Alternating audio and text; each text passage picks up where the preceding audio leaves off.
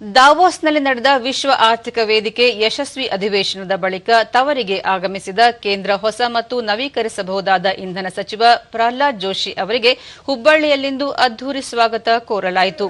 ವಿಮಾನ ನಿಲ್ದಾಣದಲ್ಲಿ ಶಾಸಕ ಮಹೇಶ್ ತೆಂಗಿನಕಾಯಿ ಸೇರಿದಂತೆ ಜಿಲ್ಲೆಯ ಪ್ರಮುಖರು, ಬಿಜೆಪಿ ಮುಖಂಡರು, ಅಭಿಮಾನಿಗಳು ಸ್ವಾಗತ ಕೋರಿದರು.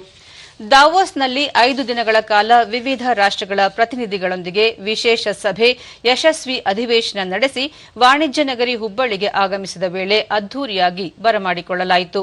ರಾಜ್ಯದಿಂದ ತೆರಳಿದ ಮೊದಲ ಕೇಂದ್ರ ಸಚಿವ ಎನ್ನುವ ಹೆಗ್ಗಳಿಕೆಗೆ ಪಾತ್ರರಾಗಿರುವ ಪ್ರಹ್ಲಾದ್ ಜೋಶಿ ವಿಶ್ವಮಟ್ಟದಲ್ಲಿ ಮಹತ್ವ ಪಡೆದಿರುವ ವಿಶ್ವ ಆರ್ಥಿಕ ವೇದಿಕೆ ಸಭೆಯಲ್ಲಿ ಪ್ರಧಾನಿ ನರೇಂದ್ರ ಮೋದಿ ಅವರ ಪರವಾಗಿ ಕೇಂದ್ರ ಸರ್ಕಾರದ ವಿಶೇಷ ಪ್ರತಿನಿಧಿಯಾಗಿ ಪಾಲ್ಗೊಂಡಿದ್ದರು.